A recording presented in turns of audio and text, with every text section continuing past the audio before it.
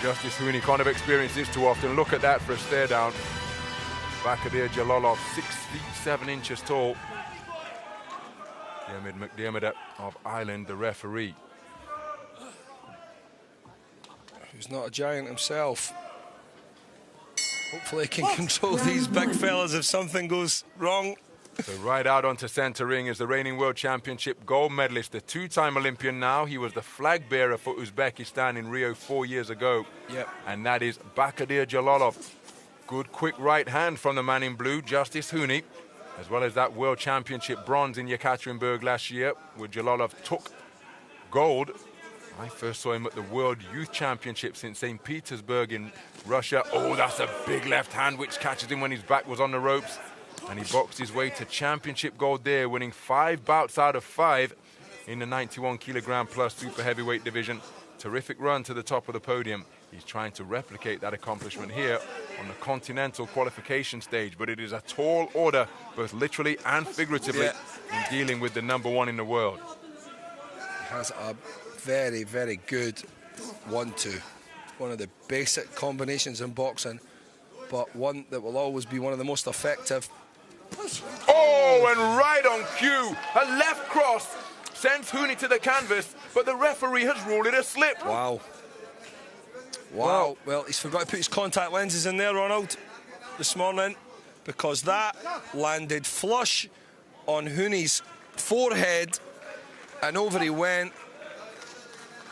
Fair play to the man for getting up so quickly, but that was a well-timed shot. Very, very well picked. Жалолов repeatedly looking for that backhand now. Cutting right hook landed by Hüni, who appears to have recovered, but Жалолов not really pressing the action to test how badly stunned he was by that left cross which sent him to the floor. But ruled a slip rather than a count. Left cross once again, blocked by the gloves of Hüni. In a corner once more. 2 attempted left crosses, repelled by the gloves and forearms of the man in blue. But Жалолов will sense that he's getting closer now. Yep. He's playing with that right hand lead as well. He's moving it up and down and around the eyes of Hüni, using it as a wand to try and get that big left hand off. He's had success with it already, Ron, so don't be surprised if he has success with it again. Hüni giving little back in terms of resistance or anything for Жалолов to think about.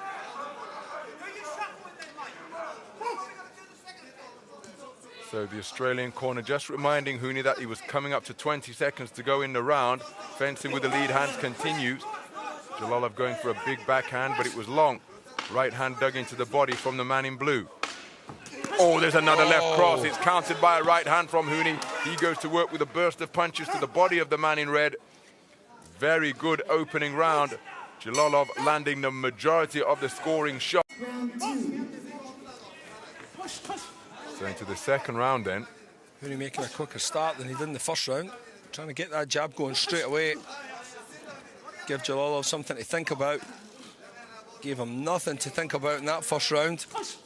Comes back with a right hand, sharp right hand there off the shift. He was on the line. And that was a good straight right hand attempt there from Hüni. He's always maybe going to fall short though, if he doesn't get close enough. This proverbial giant from Uzbekistan. Well, for all the success that Uzbekistan have enjoyed in Olympic boxing, remember the second most successful Asian Olympic boxing nation, National Olympic Commission in the sport, 14 medals, 4 of them gold. They've yet to take gold in the super heavyweight division. Rustam Saidov took bronze in Sydney at super heavyweight in the championship won by Britain's Audley Harrison. So can Жалолов repeat a podium success for Uzbekistan? Right hand not too far away from Hüni. Жалолов beating him to the punch though. And then a reverse 1-2. Yeah, with that left hand down the middle, Ron. He goes straight to it like we spoke about yesterday. Yeah, we did have a bit of a laugh and a joke about the whole thing, but, you know, in reality, you do go straight to it, you do get there first, and that's the way that Жалолов chooses to go normally. with his favourite punch, and it's the backhand cross down the middle, and it normally is down. He normally has to punch down. Check right hook there on the way in as Hüni lands a body shot. Hüni a little bit more positive in this round. Being told, jab. There's a good right hand to the body. Being told not to wait too long by his corner, and he certainly has tried his absolute best to employ those tactics. He's not waited as long as he did in the first round. Oh, he's pinned to the ropes once again. The left cross wasn't too far away. He's got good reflexes, Hüni, with his back on the ropes and not moving his head and trying to employ the layback. There's only so far back he can go. And at 6'7" and with long arms, Jalolov's reach will continue to extend for a very long distance indeed. Oh, not too far away with that left cross.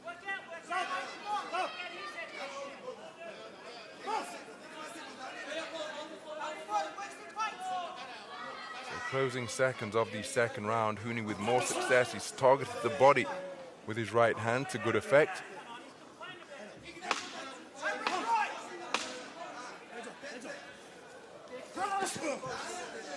Left hand caught Hüni on the top of the head as he was short with the attempt. Third and final round. So through 2 completed rounds, it is Bаходир Жалолов who has taken them 10-9 for all of the scoring judges at ringside. Justice Hüni more assertive in the second round, and he scored particularly well with that shot there that he just used twice. The right hand to the body of the man in red. Жалолов looking to come forward and find a home for that left cross, which is his pet punch. Trying to distract Hüni with the right hand. Hüni falls short with the attempted right, as he does on that left right. That left cross not too far away from Жалолов.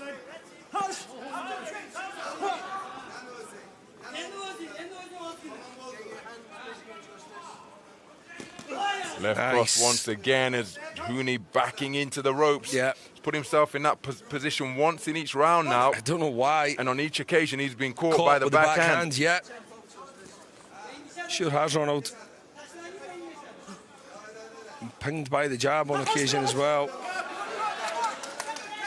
He needs to get those off from the off, Hüni.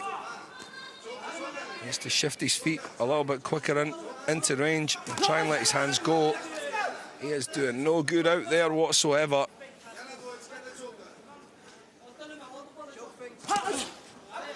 Attempting the right hand to the body once again. That was a sneaky right hand which travelled upwards. Жалолов expecting the body shot, and he snaked it up to catch him on the nose. Yep, and he has quick feet as well. You know, he's just not really getting them there quick enough, but we seen just there how quick his feet actually are when he gets into position.